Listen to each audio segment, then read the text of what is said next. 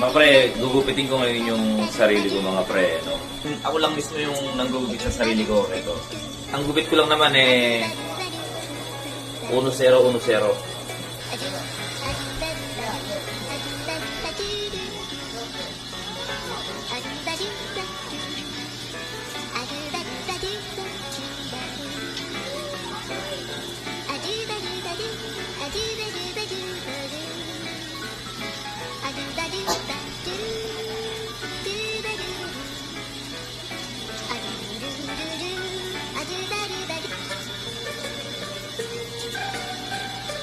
Nakatipid na ako ng $20.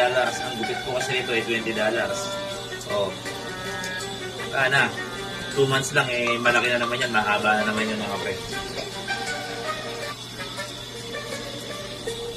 Tsaka nakita nyo itong pre, itong umbrella. O, di ba? Bili kayong ganito pre sa Temo.